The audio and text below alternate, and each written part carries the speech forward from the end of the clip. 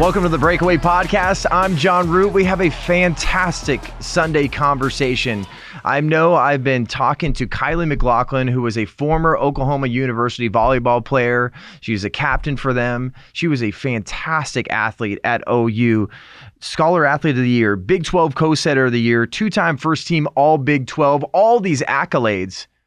But you know, there's been so much social justice nonsense thrown in these athletes' faces on college universities across the country. Free speech is under attack. She breaks down her story that is accompanied by a lawsuit against OU coaches and some other people involved in pushing her through this diversity, equity, and inclusion training. She talked about some documentaries where she had to basically check her privilege. She goes through these, she breaks down these classes that she had to talk about her white allergies, something that her coach told her. It's an absolutely insane story. And finally, for the first time, Kylee is opening up about her story. There's been a lot of news articles and different networks that have covered the story, but for the first time, she's telling you from the horse's mouth what happened and what is next. It's a very encouraging story. It's a heartbreaking story, because she has a great climax to this story too. She took a one-win Ole Miss team after she transferred from OU to a tournament appearance. It's incredible. And she's got a heart of gold. I hope you really enjoy this conversation. So upon further ado, here's Kylee Mclaughlin. Well, Kylee Mclaughlin, welcome to the Breakaway Podcast. I know this has been months and months in the making ever since we covered your story about what happened at Oklahoma University, playing on the volleyball team there. Welcome to the studio. Thanks. It's good to be here. Well, I know when we originally talked to each other after an article was written for the TPUSA live feed, talking about your story of you were put into this position where you have to go with the certain basically leftist narrative, or you're going to have to redshirt or just get off the team. But there's been a lot of news articles written. There's been a lot of news stories, but you haven't had the ability to really come out and say, hey, this is my story. This is what happened. And tell us first and foremost, what led to you even getting to OU? Well, I started my college career at Oregon State and, had a great year there. Made really good friends that I still talk to, had a great relationship with the coaches. You can brag a little bit. You were the freshman of the year, correct? Pac-12 freshman of the year, yeah. So I don't like to brag about myself. I'll brag for you. Thanks. But yeah, I had a great year there and then had some personal family issues at home that we thought it would be best if I, came back somewhere closer to home where I could finish out my career. And so that kind of led me into Oklahoma. I loved everything about it. I loved the campus. I loved that it was closer to home, and I had the opportunity to play volleyball. I had a fantastic 2 years there, on and off the court. It was a lot of fun, made some great friends, and a little bit before COVID is where things got kind of rocky and pretty confusing, I would say, to me. So that's kind of how, or I guess what happened before the whole situation. Everything was great. Volleyball was great. Made it to the tournament. Had a lot of, big milestones that we reached as a team and myself individually. But you had this, basically, just pun intended, you had this turning point. You had something where we cover college campuses at Turning Point USA all the time. What's going on there? There's indoctrination. There's a specific narrative you got to go with. People can't seem to make up their mind. They're like, all right, silence is violence. But if you do speak up, it needs to be along with this specific narrative. And a lot of things that were happening with student athletes like yourself, George Floyd, obviously there was a lot of diversity, equity, and inclusion training that was going on during that time. It's check your white privilege at the door. But with you, there was some of that DEI training that happened even before George Floyd that you weren't saying it's not very savory. I don't really understand why this being pushed when we're just trying to get better as people. We're trying to make the tournament, and I'm trying to be better as a volleyball player. Right. So in the spring of 2020, which was back in February, we started having captains meetings with DEI and PROS, which is the psychological resources / mental health.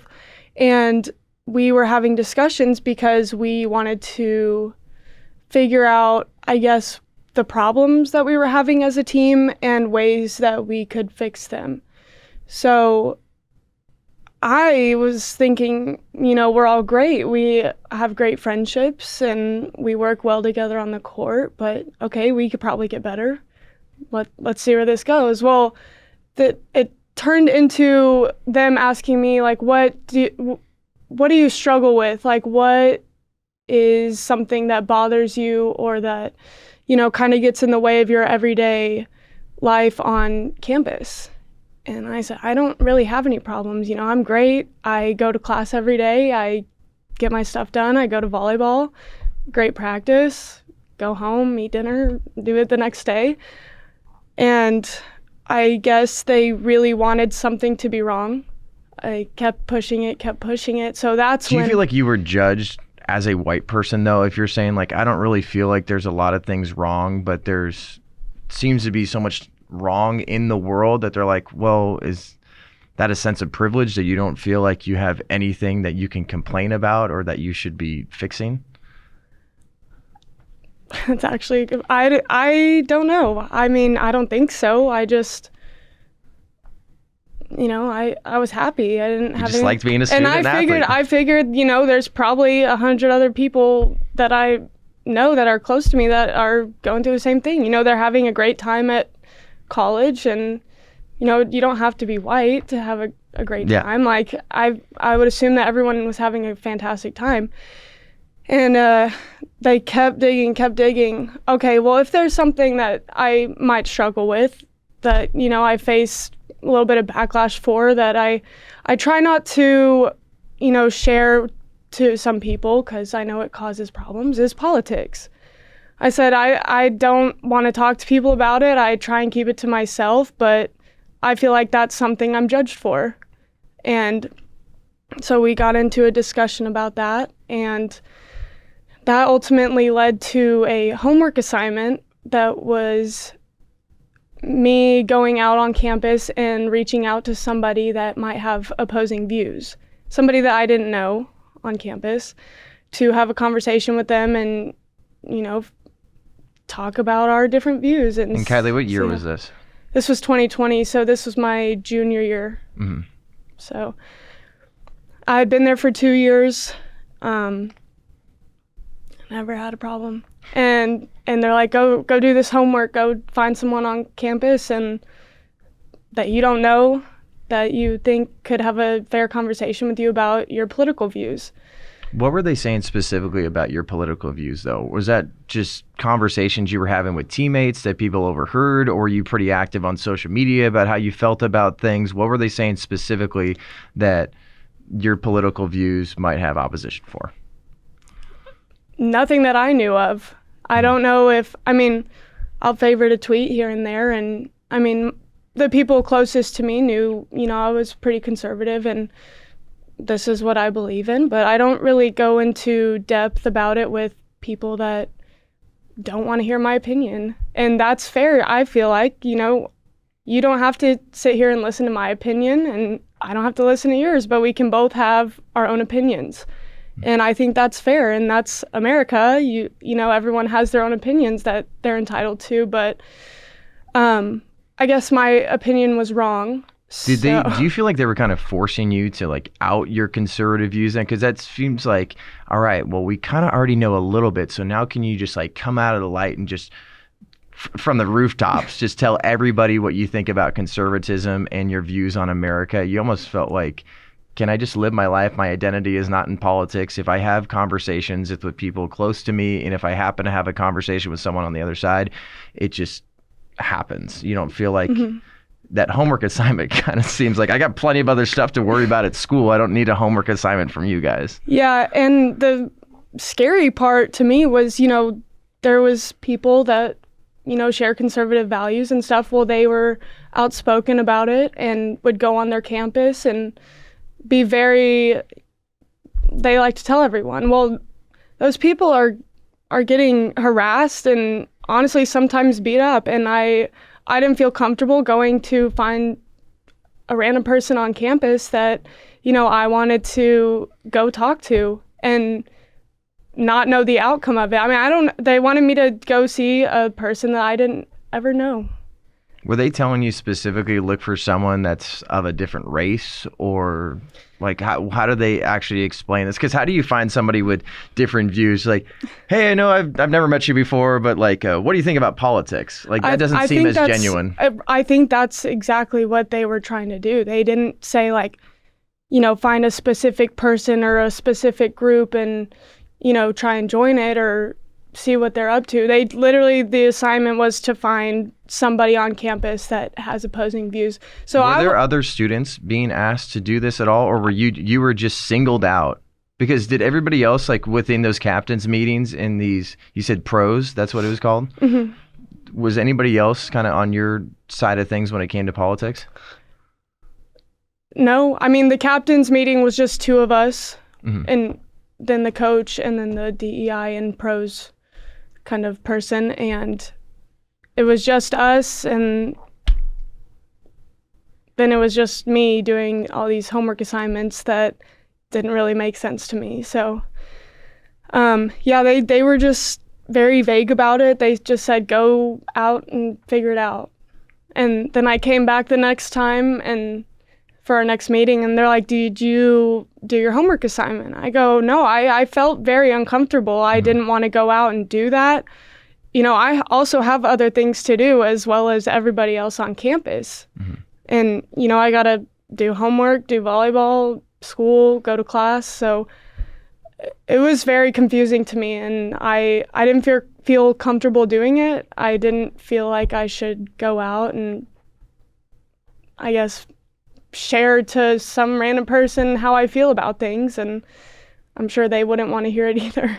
And then what I get from you a little bit, you're not really much of an extrovert, are you? At times, maybe? At times, yeah. Because that's even tough to ask somebody just in general. And be like, hey, just go out and meet new people. For me, I love going out and meet new people. Anybody can tell me that, sure. I'll go meet somebody new. I can get their life story out of them. Sure, I can have any conversation. But most of the time when I'm meeting new people, I don't want to dive right into politics. Like, I mean, that's a huge part of my job here, but I definitely know how hyper political everything is. And then even on a college campus. So I'm thinking, well, what is this person, like, what's their identity? Like, who are they as a person? And if they bring up politics really quick, it's almost a red flag to me. It's like, why is this one of the first things you think about talking about? Because I don't think you find too much depth in people when you dive right into politics. And it seems like that's what they were asking you. Yeah, pretty much. That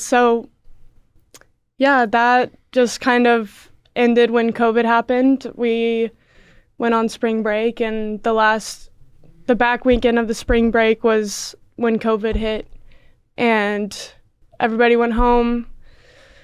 Everyone stayed home. We would chat in our group message, and I mean, it was hard. We couldn't do anything. Mm-hmm. We couldn't even go outside. But then the NCAA granted the few hours a week to have over Zoom to each team, and that's when we started getting So they granted you that time? It was the whole NCAA. They allowed, because for normal practice hours you get 8 during off season and 20 hours during season. So that's what they were counting as practice time right then there. So okay. It was I think it was mandatory time cut out of the week that you had for practice, but it was a Zoom call. And I think that's important for people to know too, because I mean, I only played Division II football, but I remember we had to stick to that NCAA rule. It's like you can only have this amount of time to practice here. If you're going to have a meeting, like when I played, everything was in person. Didn't have to deal with 2020 at all or anything, but you had to stick to that or else there were some major ramifications for that. But they granted you that time and different teams. And then what happened during that time? So the coaches decided to work in pods. So each week, each coach, there was 4, I think. And each week, those coaches would have a different pod of a group of 5 to 6 players. And each coach would have their own, I guess, what they wanted to do during their time. one group we played Pictionary, and another group we were tasked with, catching up with an old friend to make sure they were okay during these troubling COVID times, and reaching out to someone who might need help. They're struggling through COVID, they're confused just like everyone else, but stuff like that. Well, then one of the discussions that we got into for our pod group was to watch a documentary called The 13th. And for people that don't know, that's about the 13th Amendment, and that's a Netflix documentary all about leading up to, it tells a certain story about slavery, the segregation times, the 13th Amendment, everything. So tell us about what happened during that time. So I watched it. It was what I would assume is mandatory. The text that I received said, watch this, we're discussing it in our pod, and, be ready with your opinion, and we're all going to share. And real quick too, why was that brought up? Like, why was that almost like a mandatory thing to watch? Was that a response to George Floyd? Was that a response to any other social justice initiatives that were going on? Because how did it doesn't just come up out of the blue, and it seems kind of odd to be on a volleyball team and working towards, getting to the tournament, being better as a team, that you're being asked to watch this documentary about slavery. Right. I believe this was after the George Floyd incident, and now all the social justice movements are happening, and all throughout, the whole United States. So that was something that they wanted to focus on, and I guess we needed a better understanding of how it got to this point in time and why these things are happening. And so that's why we were tasked with watching this documentary. And so I watched it, and when it was my turn to comment on the documentary in our pod, I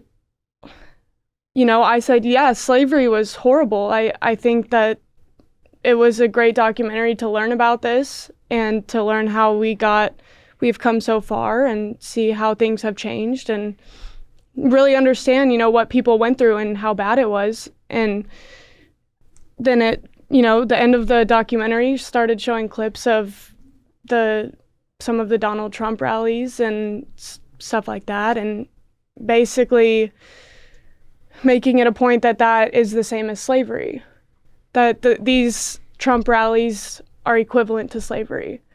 And I didn't think that was correct. I don't agree with that, and I said that. I said I don't think the end of the movie was very fair to, portray people on this side of the aisle, more conservative kind of things, than you're portraying them like we were back in these days. Plain and simple, what they're calling you and other people that leaned right were white supremacists, slave owners. Right.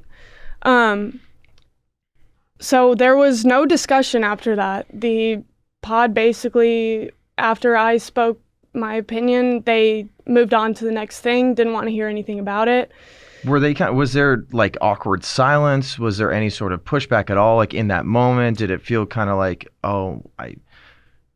like you said something that maybe few other people might have been thinking? What was the vibe there? I mean, there was no pushback and nobody said anything. I was pretty confused because I thought we were having a discussion about it. Well, right after the pod was over, about 5 minutes, my teammates are posting on their social medias that I had apparently said things that a racist says. My goodness. And calling me a racist. And, I have the post, it says, this is talking points for racist people.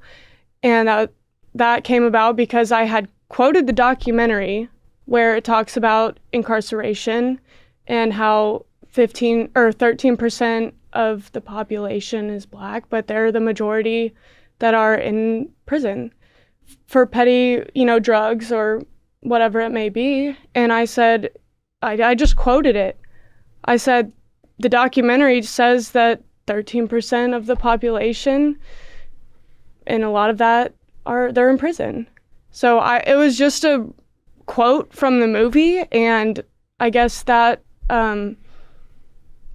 means I don't know, they decided that meant I was a racist, and so that's kind of where everything kind of got started. And these teammates were friends of yours before, right? So like some of these people you had a relationship with, you got to know, and then all of a sudden they're just putting you on blast on social media without no one had a conversation with you about this at all. Because like usually too, you'd have a coach that's gonna have moderate a discussion about that. So it's like, if anybody doesn't really agree, it's already putting you in a bad position to have to watch a documentary like this. And then it's very brave and courageous to even bring up something like this. Like, this is my thought process. It seems like this kind of leans left. Everyone agrees that slavery is wrong.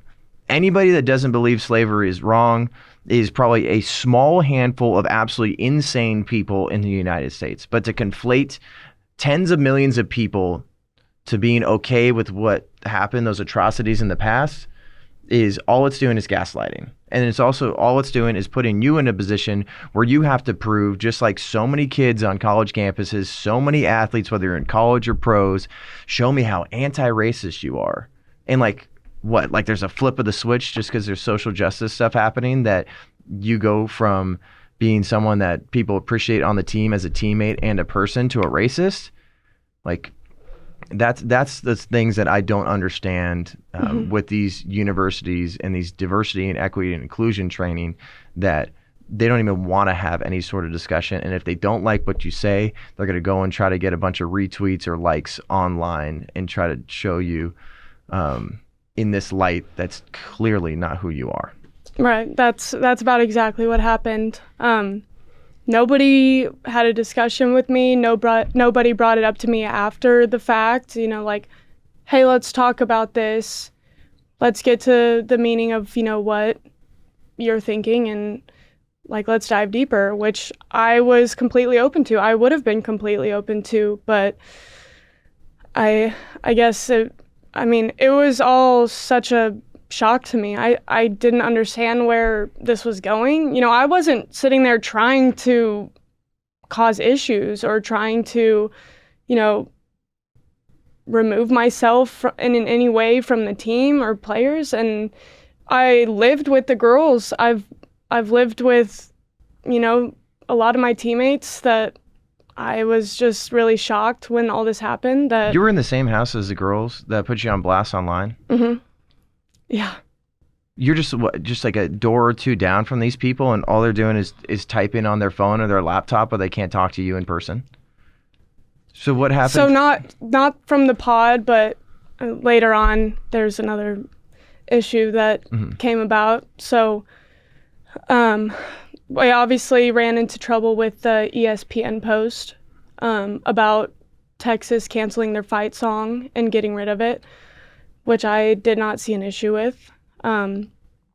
So when I put my comment out on that, and everything this was still during COVID, and we were all still at home, but we were planning on returning to school soon, but that's when everything kind of just lit up out of, it was just the craziest thing to me.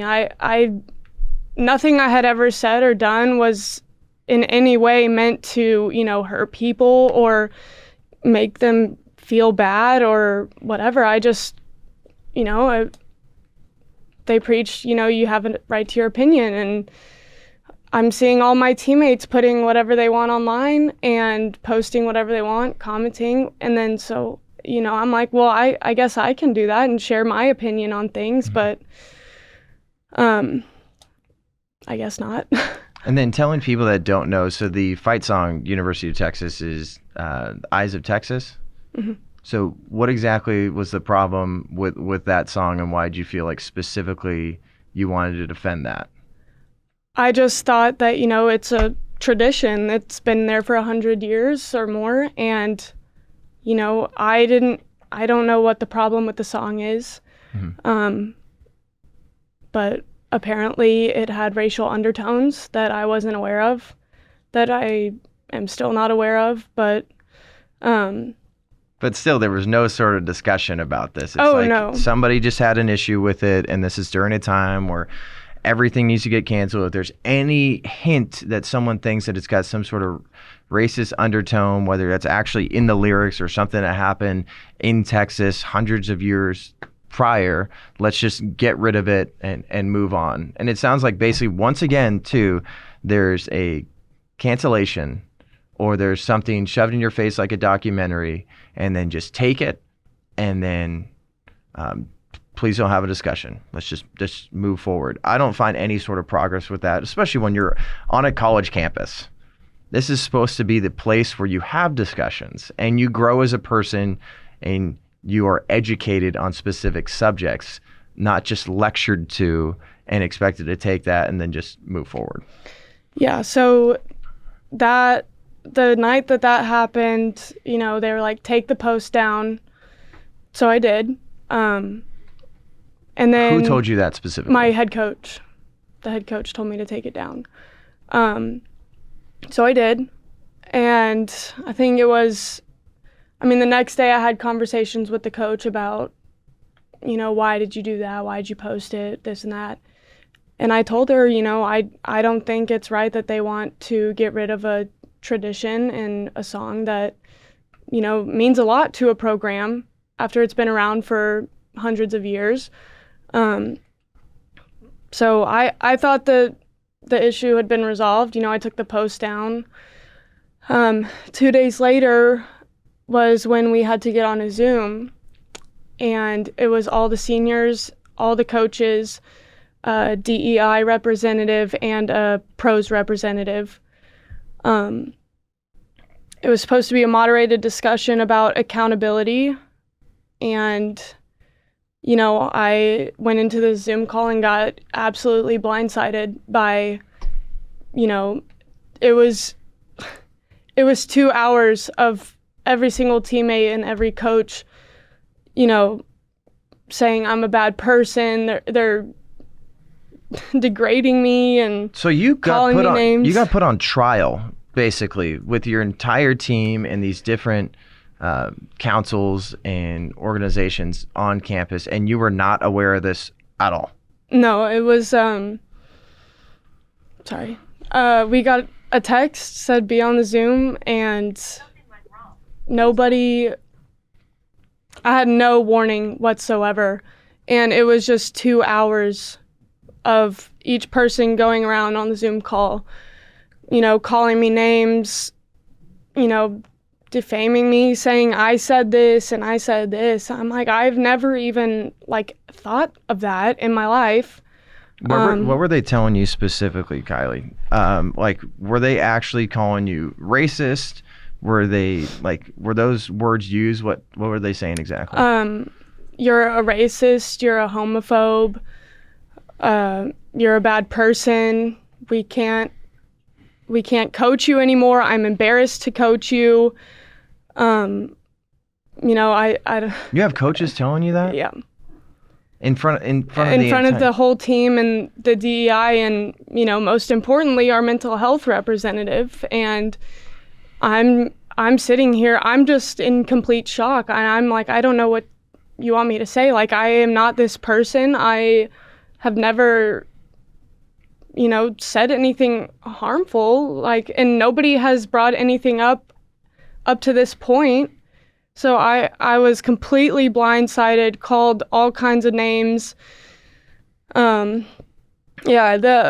coach telling me that he was embarrassed to coach me and that he could never coach me again. That one sucked pretty bad. And this is is that one of the coaches that recruited you originally?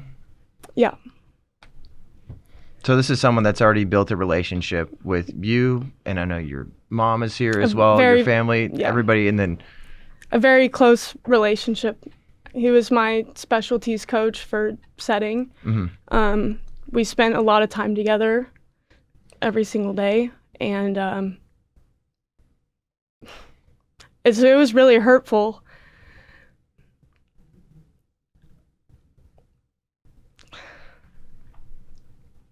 Sorry. Yeah. No, and I know this is unbelievably emotional too, because you bring up that mental health aspect. I don't think they were able to put themselves in your shoes, understand what it's like to be able to be called these names. I know we've talked before, we texted about the situation ever since we broke the story here along with other news outlets. No one wants to be called these names. No, like that is just like that hits you to your core, and that's got to be something psychological. It's been so tough to deal with because these are lies that everybody's spewing out on this Zoom call, but there's that little side of you that's just like, maybe did I do something wrong? Should I have gone about it a certain way? But like, the way you've gone about this and your life as a teammate and as a human, that is not even close to who you are. And so on that call, did they give you the ability to speak? And because you shouldn't even have to be able to like rebuttal these kind of things. Be like, because obviously it's nonsense, but did they give you the ability to speak and at least have follow-up meetings about how you feel like this was wrong and how this is even hurting your mental health? No.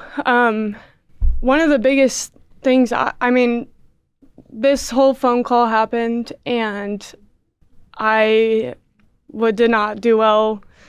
It was 3 days. I didn't come out of my room. I didn't eat. I didn't really sleep all that much.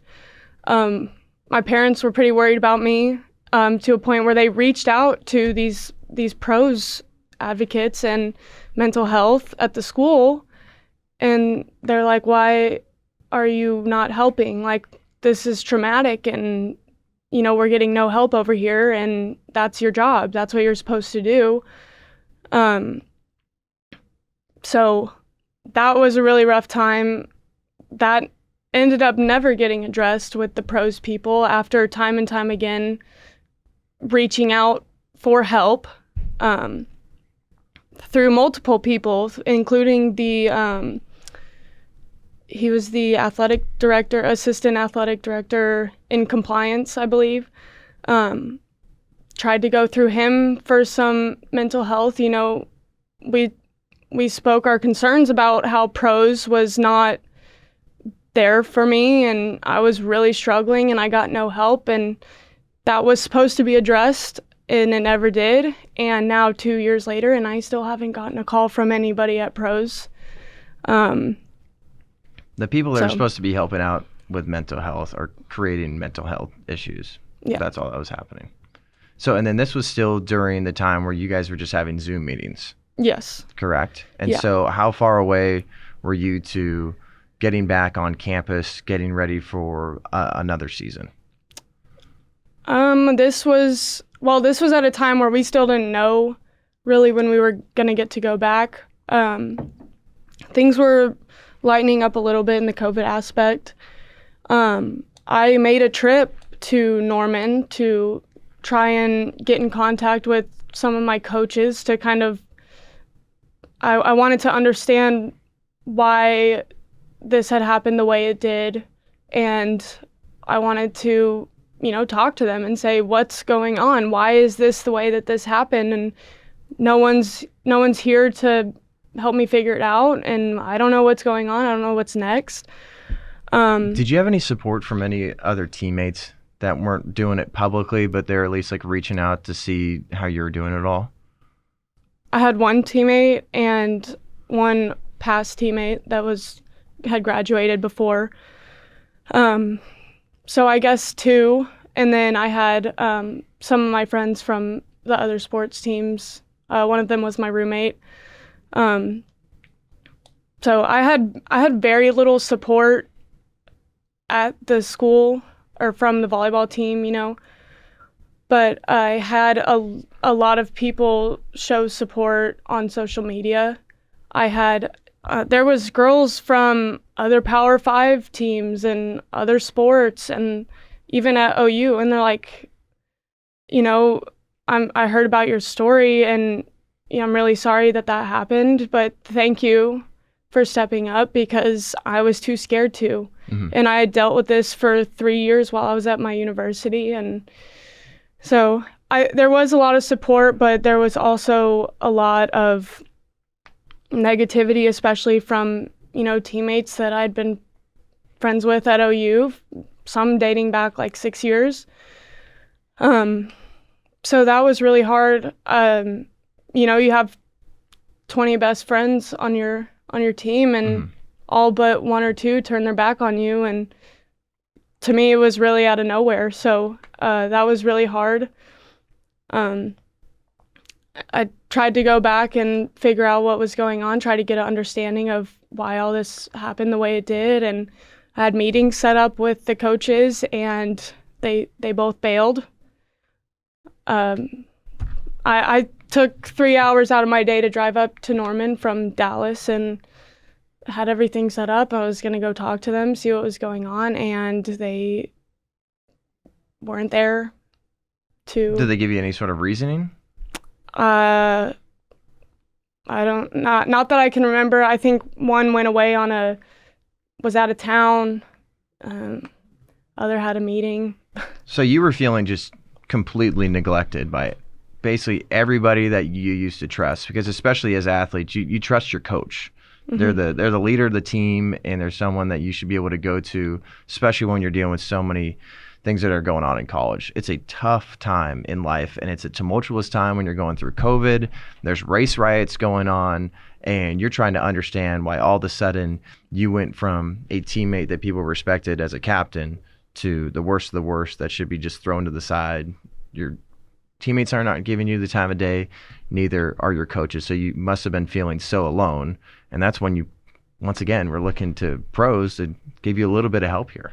Yeah, and nothing ever turned up with anything or anyone. We had later had to have discussions about, my future at OU or whether that be somewhere else.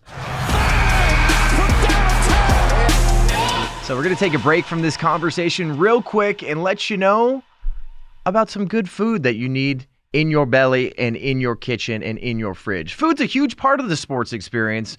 And what if you could buy the food you need for your watch party and donate to Team USA without even leaving your home? No way. Now you can with Good Ranchers. They sell 100% American meat, and they believe in so much of what we're doing here at TP USA. They'll donate $50 to TP USA on your behalf when you purchase from them. Good Ranchers delivers steakhouse quality beef, chicken, seafood right to your door, and you can use code TPUSA, and they'll donate $50 to our mission while getting absolutely delicious food. Head on over to goodranchers.com/TPUSA today. Ribeyes, New York strips, gourmet burgers, and so much more. Come on, people. Order now with promo code TPUSA, and $50 will be donated to our mission of sharing and preserving true American values, including free speech. Go to goodranchers.com/TPUSA to get a box today. Once again, use promo code TPUSA at goodranchers.com/TPUSA. Do good while you eat good. Now back to our conversation. So it got so bad that they won't even meet with you, but they'll have a meeting about, I don't know if you're the right person for this team anymore. Mm-hmm. And tell me if I'm wrong, but they give you ultimatums. They basically told you, and I think I have a list of things here. Tell me if these are wrong. Transfer to another university, continue on scholarship as a typical student and not an athlete, or take a redshirt year. You can keep your scholarship and practice apart from the team for the rest of the season. Yeah. Those were, the three options. And I was, the first time I had heard these, I was in complete shock. I was like, what is going on? Why am I losing my spot on the team? Nobody will tell me what's going on. And I had some Zoom calls, and my parents were on them also, and even they were asking for answers like, why is this happening? Well, I got a few answers, but they were kind of halfway, like not full answers. And my parents were like, what has she done wrong? Why are we in this position? The coach said, oh, well, she knows what she did wrong. But I didn't. My parents didn't. So. Because during this time too, were you doing some sort of like DEI training that you were forced into even before this ultimatum?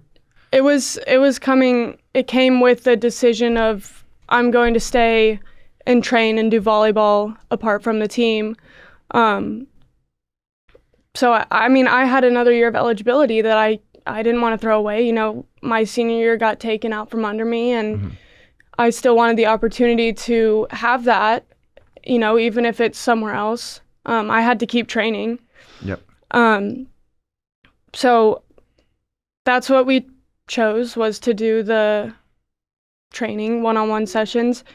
And so that kind of prompted a growth plan, is what it was considered. I had mandatory... Like there's something wrong with you or something? Like Oh, you're well, saying you they- can become a better person, like take these hours and hours of They classes. specifically told us, even my parents, we have to change her before she goes into the real world. That's a direct quote from my coach. We can't help you once you're out of college, and we can't help you in the real world. So we're trying to make you a better person now before, you go out and in the real world. Well, I mean, that was on the discussion with my parents, and sorry. They're like, well, so did my parents do a horrible job of raising me for 21 years? Like, I don't think that's what happened. Like, I am not... It's a direct attack on them. Exactly. So, they were upset, we're trying to change you because you need to be a better person. I mean, that's a direct shot at my parents, and, they, I think, did a fantastic job raising me for 21 years, and still, but that was hard to hear for me and my parents, obviously. That's pretty triggering to hear that you've done a horrible job raising your child and that we need to change her before, we let her out of OU. So that's where the growth plan came in. I had mandatory Zoom sessions where, actually, I have them right here if I could pull those out. And then two, knowing that during this time, I know we're going to get into that you're in a lawsuit against the university, the coaches here, and knowing that you want people to know that you have documentation of all these things. These aren't just, this is from what I remember. This is actually verbatim. I have emails. I have voicemails. I have every single one of these things to show that what I have to say is factual. Right. So, I mean, I have a lot of this binder here. But, I started recording on my phone because I'd be thrown into all these discussions and without knowing what they were about. And, my parents wanted to hear them. And so I have them all on my phone. And it's really hard to try and listen to them and replay them. 'Cause they're not fun conversations. They're all pretty awful conversations. But we do have those, and I mean, we've got emails here. So this is actually my DEI training. I had 5 online webinars and 5 self-paced modules. The webinars included unlearning classism, unlearning ableism, We Are webinar, unlearning trans and homo negativity, unlearning sexism. And then my self-paced modules included diversity, empathy, and identity, communication, in-group, out-group, microaggressions, culture, intervention skills, calling in and out, having difficult conversations, and then identity, intersectionality, privilege, and race. And once again, you were the only person that is going through this, or were there other athletes across the campus that had to do this? I was the only one, unless somebody wanted to do them on their own time. But this was mandatory for me. Plain and simple, though, what they're saying in these modules, and it was mandatory. You got to get through a certain amount of hours. Mm-hmm. Here, how long is that? If I wanted to still be able to practice and train, I needed to get through, all these webinars and all these modules. And what did those consist of too? Because were those kind of like CRT specifics in there talking to like, because basically plain and simple, what they're calling you is racist, and they're telling you you need to unlearn your racism. You have privilege already, and you need to unlearn that privilege, which is talking about classism. So they're basically, even though there isn't racism there from you, they're trying to fight racism with racism. That's how you felt. Right. And I was also told that I needed to look at myself and recognize my white allergies. And White allergies? Yeah. So I still don't know exactly what that means. Who said that? My coach said I needed to identify my white allergies. And also, is your coach white? Yeah. I feel like just in this world we live in right now, it's like because at this time you're already going through so much mental gymnastics trying to figure out. I just came here to play volleyball, had a great time at Oregon State, and then now I just want to win games and have a good time and be successful. And then now I have a coach that I think used to know who I was, and for some reason is conflating every craziness that's going on in the world with me. And they're using a phrase like white allergies. Like, where did that come up? Was that just like in passing? Was that him actually saying like, here's these modules, unlearn your racism and try to figure out these white allergies? Like, what's the Claritin Clear for that? What is this? I honestly couldn't tell you. It came up when we were having a discussion about moving forward, and I could not tell you. I don't know what really white allergies is, and I don't know why she chose to use that as something that I needed to recognize. Did you ever have a red flag with your coach at all? Like thinking that like, I don't trust this person as a coach or a person at all? Like where do you think the switch flipped? Because this seems like there's so many stories that come out about what's going on in college campuses to where for you, you're a little bit like, I actually can't even believe I'm hearing these phrases and that this is going on. And it's even hard to like wrap your mind around when you're called these names because it's just absolute nonsense. What do you think the flip of the switch was? I honestly have no idea. I never had any issues, never sensed anything, was kind of weird or unusual. I don't know where it all came from, honestly, and I had never expected anything to happen the way it did. I had put trust in my coach because, those are kind of the people that look out for you when you're away from your parents, and those are the people you're around every day. They're your family. And it's your family trusts coaches. Like, just like any parent trusts a teacher when they're sending their kids off to school growing up. And I know for me, like, I was so, I hear stories like this, and like coaches can be so impactful negatively or positively in life. Yeah. I know I've definitely had a few coaches. I've never, ever had to deal with anything near this at all. But I know my college coaches made such a massive impact on my life, building me up in my character, in my faith. And I felt like I was equipped, like you talk about actually like equipping for life. I felt like what I learned from my coaches in college were monumental.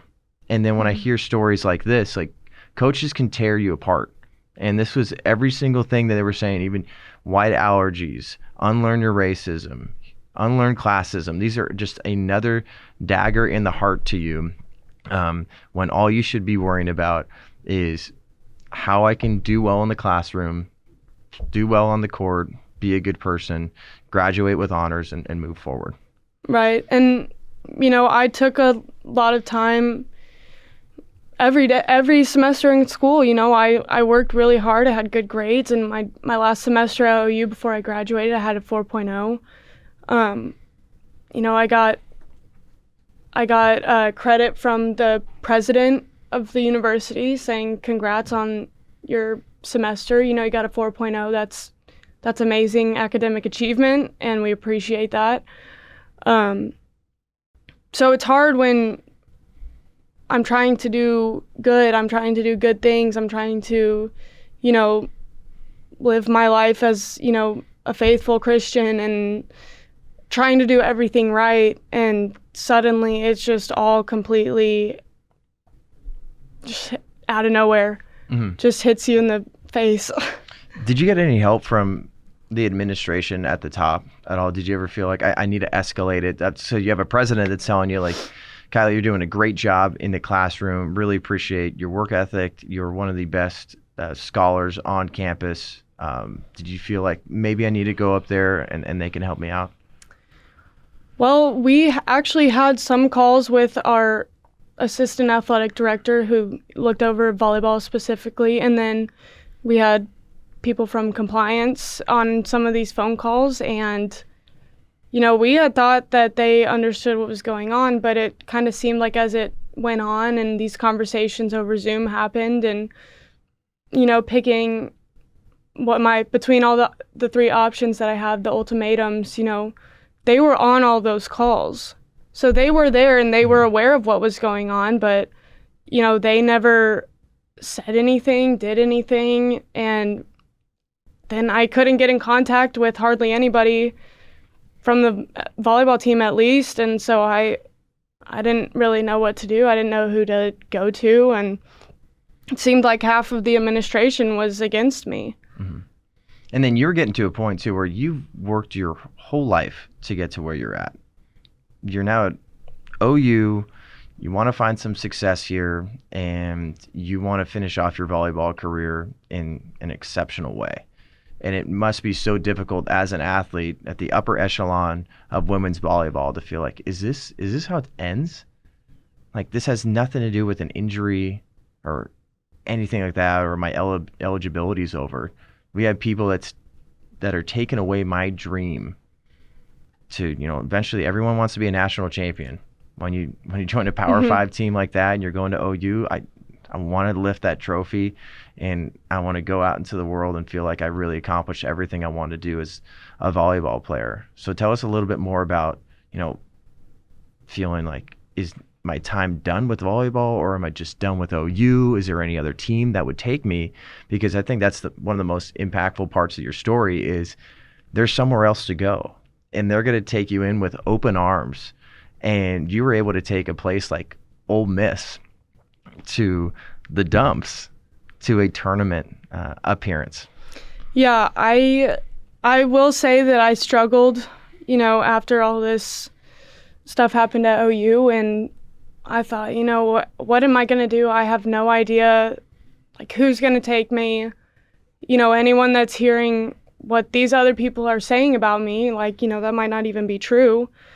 And it was hard. I didn't know what I was going to do. I got in the portal and I had to, it was pretty scarce for a while. I got one of my old coaches that I used to play for was at UCLA. She reached out to me and she's like, we might have something, we'll let you know. And I was like, oh, okay, UCLA, that's like awesome. Yep. That ended up not working out, but they directed me to the head coach at Ole Miss. And, she was beyond excited, and I was excited. It was weird going in the portal and not getting any reaction from any coaches. And, it was probably a little weird because of all the COVID transfers and fifth years. And so it was pretty messy, but, it was pretty scarce for me. And then I got in contact with Ole Miss and I was fired up. This coach was so awesome. She had the energy and the competitiveness that, you look for in a coach. And didn't think you had white allergies, so that must have been really nice. Right. We had to have some tough conversations. I had to make them aware of what was going on and that we have a lawsuit open, and it was hard. And my teammates finding out, that was hard too, but they had come to know me and know who I am, and they accepted me, and I've built some great friendships and relationships at Ole Miss that I'm so thankful for. In the coaching staff, even, past the coaching staff with our director of ops, and trainers and everyone around. It was awesome. I had a fantastic year at Ole Miss, and we actually ended up doing really well after they had a 1-win season the year before. And they had one win? They were one in, I believe, 20 something. I don't know. They had one win. But I mean, she got a few other transfers in too, and we made it to the tournament, and wow, that was an unbelievable experience. And that's when I was like, this is what I was looking for in a senior year. Like, I'm so grateful that they gave me the opportunity to come here, and they were able to work with me around all this stuff and my past and all the stuff that happened at OU. It was handled the best that it could have been. Like, they took care of everything. We were always on the same page, never had any problems. And it worked out very well. And, some of my best friends, some of my teammates at Ole Miss still keep in touch. And I keep in touch with the coaches too. They were awesome. And it was a fantastic year. Can you give us some more details about some of the conversations you had with coaches or teammates at Ole Miss? Maybe a couple that were really uplifting or maybe even difficult, but at least you were able to have a discussion about what happened at OU. Right. So when I got there, I had to sit down with the coach, and it was, we talked about what had happened, and she was like, we're going to have to be very careful, obviously, about how we kind of go about it. And, that's one of the reasons that I had to hold off on coming here and doing what we really wanted to do, because I respected their program, and I didn't want it to, just be a pile on them. And we came. You just want to play volleyball. Exactly. So we came to a good, we got to a good place. We put it all out there, and they were like, you have the right to your opinion. I have the right to mine. And they told me, they're like, we don't agree with some of the things that you agree with, but that's fine. We are able to compartmentalize. It should have no place in the gym. It has nothing to do with volleyball. What a concept, right? We can agree to disagree, and let's focus on taking this one-win team to the tournament, and let's find some success. Yeah, that was actually one of the biggest points that we talked about, because, I was motivated to win. I'm a competitor, and she was the same way. She actually played for the USA Olympic team, the volleyball team. Wow. So she's a very prestigious player. And, we both were like, we want to play volleyball. Like, this is about volleyball, and we're going to train for volleyball, and we're going to win. And that's what we did the whole season. And, if something came up that needed to be addressed, we would address it in private and get it solved. And there was never any, hatred or talking down upon anybody. And it was they were calm conversations that, got work done that needed to be done and to get things figured out. So really good communication. That's key, I heard, in sports. The communication is big. But were there maybe even other students on campus that you had or new roommates you had conversations with as well? And maybe you just saw Ole Miss is going about this in a completely different way. You're just able to live your life. If you want to have conversations about politics, you want to have conversations about race, do that on your own time. Because I always try to tell people, especially on the Breakaway podcast here, there's ways where we can separate the art from the politics. There's plenty of people that, especially athletes, I do not care for their politics at all, but I can give them credit where credit's due. Everyone always brings up LeBron, or they'll bring up Megan Rapinoe, or they'll bring up, Alex Morgan, or anybody you can really think of. And it's I can still give them credit for what they do on the court or on the field. Mm-hmm. And here it's just, you're Ole Miss. I just like that I'm able to separate these things. I'm here to work hard, become a better volleyball player, and finish off my senior year in a way that I'm really proud of. Right. And, I had some conversations with some teammates that were a little comfortable, but they were good conversations, and, you know, they might have agreed or disagreed, but they're like, look, you're a good person, like, I know you, and we're friends. Like, we don't have to let something so crazy get in the way of a friendship that means a lot. And it was just weird how differently everything was handled, you know, including teammates and coaches and staff, and even compliance, you know, had to get involved at Ole Miss, but everything was handled great. I mean, it went smoothly. You know, I got to play and we got everything figured out. And a few more questions for you. What do you want people from OU, coaches, ex-teammates, administration, to know about you and your story now that you finally, like, it's not just, once again, from just a news article or news outlet just sharing bits and pieces of this? What do you want them to know from your story and your heart about this entire situation while you're still going through a lawsuit? I mean, I really would just like some answers. I mean, this has gone on for so long without answers from anyone or anything.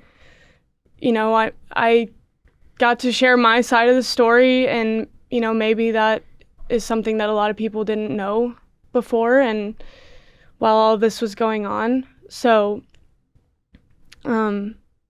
this is what happened, and it was hard for me, and it was a pretty traumatic experience. So, I don't know. We'll have to see where it goes from here. Can you give us a few more details about what that looks like and basically how people can support you through this process? Because there's individual lawsuits, right, with the coach and then her husband as well. What are some of those details and the next steps here?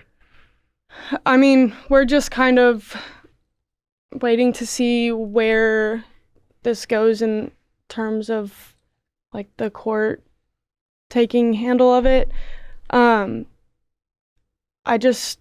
I want it to be figured out, and I don't want it to be messy, obviously, but it was important that my side of the story is heard, because it was silenced and it was overshadowed for a long time, and I think it was important for me to share my experience and how it affected me and why it got to this point.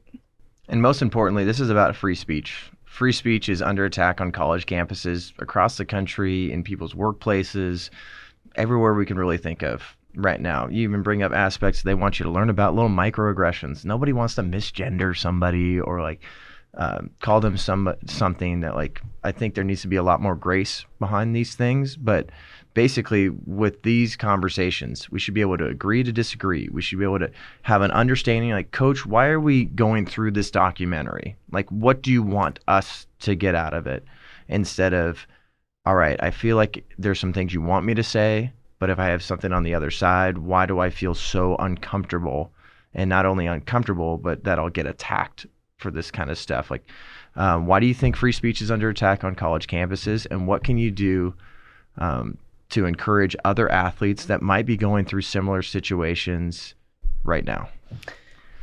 I mean, I think it's pretty relevant in almost every situation, even not even just on college campuses, but people just don't want to hear what they don't agree with.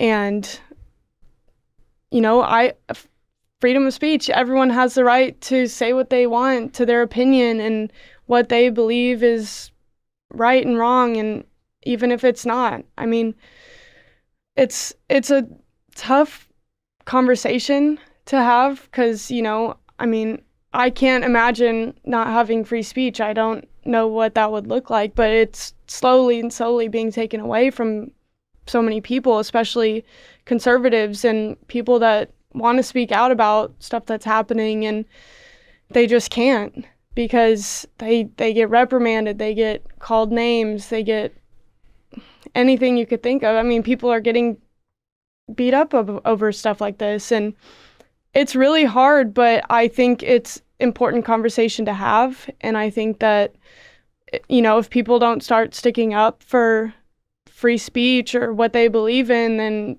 it's not going to be, they're not going to have it anymore. And that's why I think it's important. You have to let it be known that you're not scared, and you need to say what you believe in. And this is so important in this world today. If there's one thing or maybe a couple of things you wish you would have done different during this time, that tumultuous time where you're on Zoom calls, when you're having tough conversations with your coaches and your teammates and people are putting you on blast online, is there anything you look back on you think, I wish I would have maybe tried to push this a little bit more or had this kind of conversation? What do you think?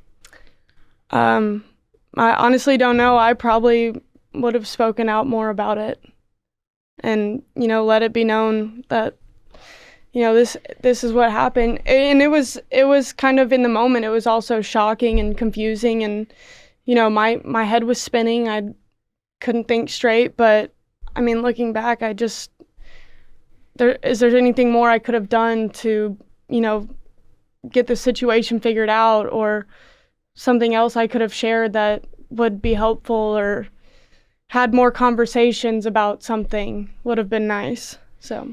And the reason I asked that question too is there's so many times that we're thrown into these hyper political, hyper emotional situations right now. And it seemed like already you kind of prepared yourself a little bit to where you look back and you're like, well, I did still speak my mind. Because there's plenty of people that even hit you up online. They're like, thank you for talking about this. Like, I can never do that. So hopefully when people hear a conversation like this, it's like, wow, I don't know if I'd have the courage to do that. I don't know if I would actually have the wherewithal to be able to articulate how I feel about this, no matter what kind of backlash I get. And I feel like that's true courage. It's like, it's an extremely uncomfortable situation, but like, here's my heart behind this. And if you take that as being racist or homophobic or transphobic, maybe you need to look at yourself in the mirror and realize that you may be the issue here. And I think you finally opening up about your story and being able to focus on volleyball at Ole Miss, have a fantastic season. You deserve a lot of credit for that too, to be able to keep yourself together, because the mental aspect of sports, like we have, as we talk right now, the Masters are just starting. Like one of the toughest sports ever, I think, to stay mentally in tune is golf. But every single sport, you got to be there mentally as well as build up your body physically in order to compete at the highest level. So I hope that people hear this and they realize that, I want to emulate you. I want to be able to talk about these things and know that there is a place to go and there is a way to fight back, because too many people right now, they might just take the Will Smith slap, and then they're just going to keep moving on. But you're putting up a fight here. And talk about finally, as we wrap up here, I got two more questions for you. This one is, why is this fight more than just about your situation, but about future players that might be going to OU or even jumping into Division I volleyball or sports that might be thrown into situations like you? It's just important because you don't really know what you're getting into, and when you're first going to college, you're off on your own. You don't have your parents there with you. You don't have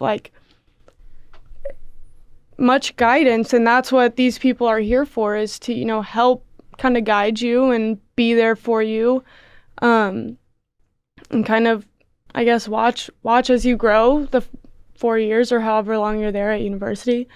I just think it's important to find people that really care about you and know who those people are, and something that I've been really lucky with is my family. We're all very close, and I had them through this whole situation, which was so helpful. I don't really know what I would have done without them, but there's always people that, if they're your friend, if they really are your friend, then they'll be there for you and they'll help you through it and encourage you, and they'll be on your side. So I think, it's important to understand that, but also, you have to go to college and be brave.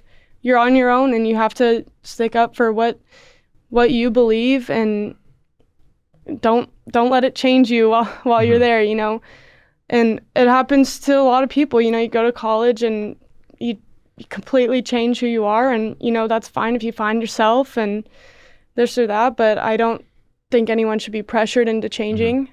I think that can come naturally, and, that's what college is for. But you have to be very aware of, what are these conversations we're having? What are these conversations, like, what's the real meaning of why we're doing this, of why we're talking about this? And you just have to be very aware of what's going on and, stay true to your beliefs and your faith and your life that you've been living. So I think that's important.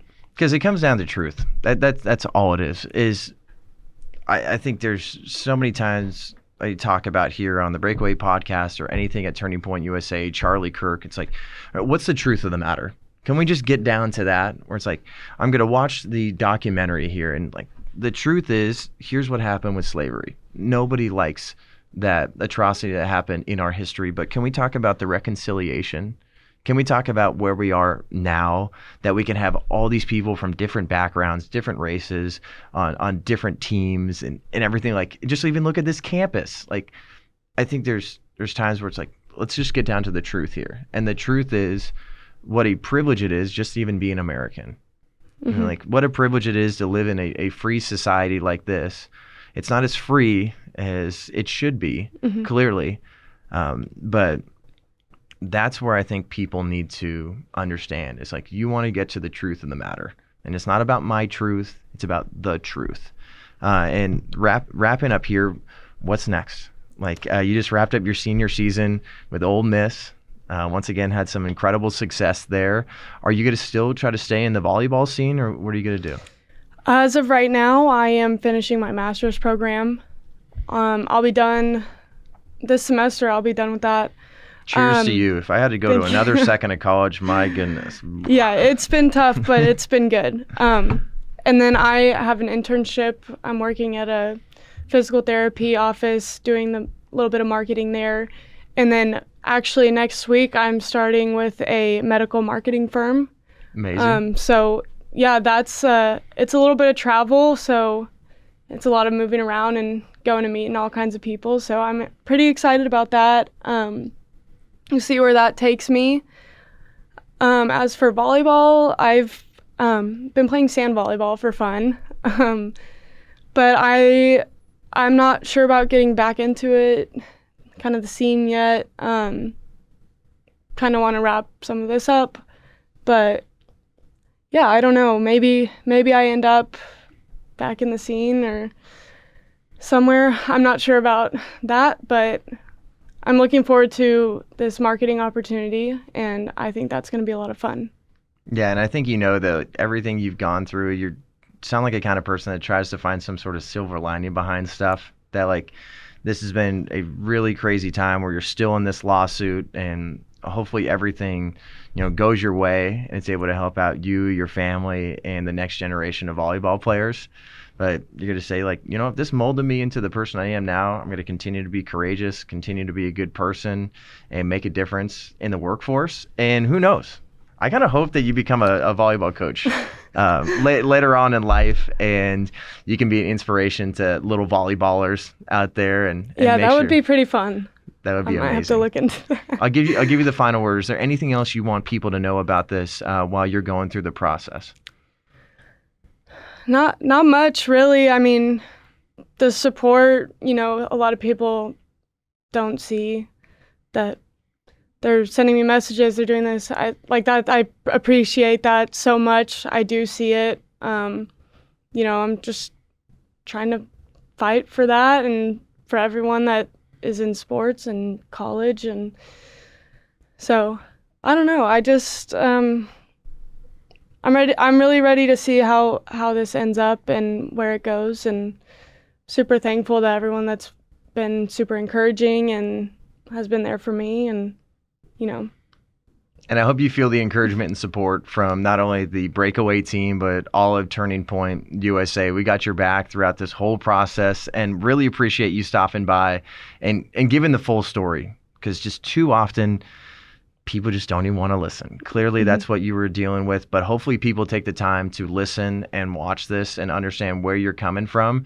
And hopefully you can just close the chapter of this book move forward, not only individually, but your family and just the rest of everybody involved. So thanks so much for joining us. Yeah, thank you guys so much for having me. Well, we really hope you enjoyed this conversation as much as I did. Kylee is fantastic, and we need more stories like this. If you like stories like this, you got to subscribe to us on YouTube. Also hit the bell so you get notified. We're also on Rumble. And for all the listeners out there, just want the audio style? We're on Apple and Spotify. You could subscribe and follow. Leave a 5-star review. Ladies and gentlemen, this is the best non-woke sports talk and conversation on the internet. See you guys next time.